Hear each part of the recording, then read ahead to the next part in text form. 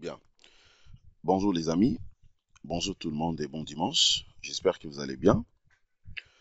Les amis, nous allons donc continuer nos séries de formations sur le même programme, pack complet d'un immeuble R+10. Dans la partie infrastructure, nous allons donc étudier en radier général. C'est donc les séries de formations qu'on avait commencé il y a cela quasiment, je dirais même une semaine ensemble avec vous. Alors aujourd'hui, nous allons donc enchaîner le chapitre 2. On va essayer un peu de clôturer ce chapitre. Déjà, comme on avait vu, c'était hier, je crois, on avait vu ensemble avec vous comment vous serez donc à mesure de trouver rapidement ou de calculer donc les armatures à ce qui concerne les cas d'habitation. Et aussi, nous avons vu comment trouver les armatures pour les cas de la dalle toiture ou la dalle terrasse. OK? Donc, j'espère que vous avez très bien aimé donc ce chapitre 2, justement sur étude des poutres longitudinales. Je pense que vous avez bien maîtrisé aussi ces chapitres. Alors, une fois que nous avons trouvé déjà dans le plan de ferraillage pour les cas d'habitation ainsi que les cas de la toiture, hier, je vous avais promis que je vais vous montrer quelques annexes par rapport à ce que nous avons calculé. Donc, je n'avais pas voulu insérer ça directement ici. Raison pour laquelle vous allez voir ici se mentionner voir annexe pour les cas d'habitation et pour les cas de la dalle toiture également, c'est mentionné voir annexe. Et dans la formation que nous allons voir ce matin, donc ça sera tout simplement pour clôturer le chapitre 2. Nous allons donc terminer complètement le chapitre 2 justement après cette vidéo, dans cette formation. La formation ne sera pas très longue, ok? Mais c'est juste question de retenir ou de bien suivre, mais aussi maîtriser tout ce que nous allons voir maintenant même. Et donc, ensemble avec vous, les amis, nous allons donc travailler sur l'interprétation des plans d'armature, justement, ou les plans de ferraillage de la poutre. Pour les deux cas, bien sûr. Pour les cas de poutre de la dalle d'habitation, ainsi que pour les cas de poutre de la dalle terrasse. Alors déjà, je pense que là, vous êtes en train de bien voir exactement le plan de ferraillage de la poutre d'une manière globale. Donc, il s'agit bien sûr des poutres longitudinales. OK? Donc, les amis, je pense que cela est dit. Abonnez-vous massivement sur nos deux chaînes YouTube, Jinkunga Tutoriel, ainsi que Académie d'Eloïcha d'ingénieur. Nous allons donc continuer et à mettre des formations de qualité à votre disposition. L'idée d'aider notre communauté. Ok, donc là, je salue directement mon très cher frère Arsène depuis la Côte d'Ivoire. Ok, puisque cette série de formations est dédiée à lui. Donc, merci les amis. Nous allons donc continuer tout à l'heure.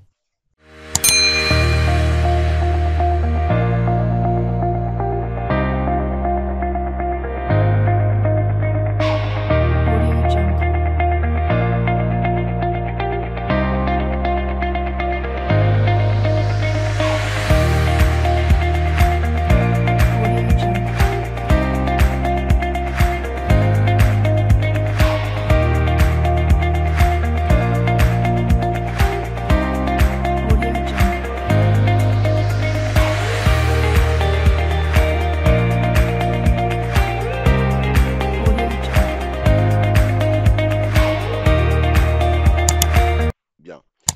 Bonjour chers amis, bienvenue sur Jinkunga Tutoriel, votre chaîne de référence pour tous vos problèmes liés dans le domaine du génie civil et grandissons ensemble.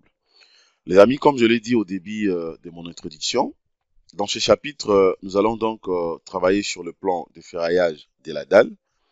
Nous allons clôturer rapidement le chapitre 2 sur étude de poutres longitudinales.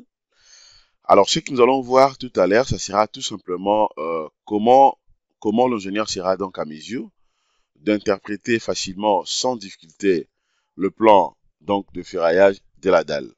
Bien sûr, pour les deux cas, comme vous le savez, pour notre cas, nous avons dimensionné ou calculé le plan de ferraillage pour les cas de la dalle d'habitation, ainsi que pour les cas de la dalle terrasse. Alors, premièrement, je vais d'abord commencer avec la dalle d'habitation. Là, vous avez donc une coupe transversale. Vous avez la coupe, en fait, la coupe longitudinale déjà faite ici. Vous avez deux coupes, ok, la coupe BB et la coupe AA. le découpe transversal et de l'autre côté, vous avez la coupe longitudinale. Pour les cas de la poutre de la dalle terrasse également, vous avez une coupe longitudinale ainsi que des coupes transversales. Alors, je vais d'abord commencer pour les cas de la poutre de la dalle. Alors, avant d'évoluer, j'aimerais rentrer un tout petit peu sur ce qu'on avait vu hier dans les calculs. Vous voyez, vous avez dans les calculs et là. Donc, pour ceux qui n'ont pas suivi la formation que j'ai postée hier, allez-y donc sur nos deux chaînes YouTube, Jinkunga Tutoriel, ainsi que Académie des logiciels d'ingénieur pour essayer un peu de jeter un coup d'œil. Et bien là, vous aurez la possibilité de bien suivre tout ce qu'on avait posté pour la journée d'hier. OK? Donc, là, tout est là. Alors, pour ne pas permettre à ce que la vidéo soit très très longue, puisque j'aimerais vraiment que cette formation ne soit pas du tout longue, ok, puisque ce n'est que nous allons justement travailler sur l'interprétation de plans de ferraillage ou plans d'armature, bien sûr de la poutre. Et donc, moi, je vais aller directement à l'essentiel, à ce qui est beaucoup plus important. Alors, comment vous serez à mesure d'interpréter le plan de ferraillage pour les cas d'habitation, ok? Alors, là maintenant, je viens ici. Regardez, je vais d'abord commencer au niveau justement de la coupe longitudinale. Par exemple, ici, là, vous avez d'abord la portée. Ok, la portée, on nous dit que entre le désappui ici, ça fait 5 mètres, donc 500 cm, qui représente justement 5 mètres. Dedans, je fais des coupes. Vous avez la coupe AA, ok, ainsi que la coupe BB. C'est les deux coupes que vous voyez ici, AA ainsi que BB. Alors, maintenant, d'abord ici, à ce qui concerne le nombre d'armatures, vous allez comprendre que hier, lorsqu'on avait calculé donc le ferraillage de la dalle pour les cas d'habitation, déjà ici, on avait trouvé donc le bar des 6 tout au long de 15 cm. Alors, dès que vous voyez cette mention, c'est-à-dire il y a sous forme d'une petite légende, vous avez là, ok, dans les croquis, donc significatif, c'est tellement clair, vous avez HA 6, TL, cela veut dire tout au long, ok, et puis espacement de 15 cm. De 15 cm ici, ça représente tout simplement l'espacement. Cela revient à dire quoi? Cela revient à dire que pour le bar que vous voyez ici à gauche, ok, donc on sera donc obligé justement de placer en fait, donc de disposer et les cadres ou les armatures tout au long de 15 cm, ok, donc espacé de 15 cm, 15 cm, à ce qui concerne justement l'espacement. Par exemple, ici, dès que je place, ok, et je place l'armature ici, avant de placer maintenant et l'autre armature de l'autre côté, là, je suis obligé d'espacer ça de 15 cm. L'espacement sera de 15, 15, 15. OK? Alors, ici, maintenant, ça représente quoi? Mais comprenez également que, par exemple, ici, là, vous avez les armatures, bien sûr, OK? Donc, entravées. Ça représente les armatures entravées. Donc, vous aurez 5 barres de 12, OK? 5 barres de 12 entravées. Mais l'espacement ici, je vais uniformiser tout simplement, donc espacer de 15 cm, 15 cm. 5 barres de 12 entravées, espacées 15 cm, 15 cm. OK? Maintenant, ce qu'il faut comprendre est que, regardez, les armatures que vous voyez ici, le 5 barres de 12, c'est suivant justement donc le sens, ok? C'est suivant justement le sens de la coupe. Ok, donc vous aurez la possibilité de bien voir ça ici. Mais tandis que au-dessus, ici, vous avez donc les armatures aux appuis. D'abord, pour essayer un peu de simplifier, pour bien comprendre le plan de ferraillage de la poutre, il faut d'abord séparer la partie tendue et la partie comprimée. Autrement dit, donc, c'est-à-dire quoi? Les armatures entravées ainsi que les armatures aux appuis. Alors déjà, il faut comprendre que les armatures entravées, en réalité, c'est ça. Entravées, donc nous avons 5 barres de 12 entravées. Mais tandis qu'aux appuis, c'est ça. Aux appuis également, nous avons 5 barres de 14. OK? Appui et puis entravé. Vous voyez? Alors, les armatures de construction, ce qu'on avait pris, donc c'était le 3 barres de 10 comme armature de construction. Ce sont des barres que vous voyez ici. Alors, c'est-à-dire quoi? Maintenant, étant donné que là, je vais placer 5 barres de 12 et au-dessus, je vais placer 5 barres de 14. Là, vous avez donc 3 barres de 10 à ce qui concerne les armatures de construction. Et bien, là, de l'autre côté, comme il s'agit tout simplement des armatures aux appuis, donc j'aurai tout simplement le 5 bar des 14. Ça sera donc identique, la même chose. Mais l'espacement ici, tout au long de 15 cm, il faut placer au moins donc une barre. Ok, donc espacement 15 cm, 15 cm. Je pense que là, c'est clair. Alors, à ce qui concerne maintenant la cotation d'armature justement au niveau des appuis ici, eh ben donc la distance, ça fait 225 cm. Donc, ça fait 2 mètres 25. Vous voyez? Alors, maintenant, concernant les découpes, je prends par exemple la coupe AA. Voilà. Dans sa partie en travers, vous avez donc 5 barres de 12, comme je l'ai dit exactement. Vous avez 3 barres, ok, en dessous. Et puis au-dessus, il y a le renfort de 2 barres. Donc, au total, ça fait 5 barres de 12. Donc, c'est ça. Mais tandis que dans sa partie supérieure, c'est-à-dire aux appuis, vous avez également 5 barres de 14. Les 5 barres de 14 que vous voyez ici. C'est-à-dire quoi? Vous aurez 3 barres dans sa partie supérieure. Et puis, vous descendez juste un tout petit peu. Vous aurez maintenant le 2 barres. Donc, ça fait 5 barres de 14. C'est pour dire quoi?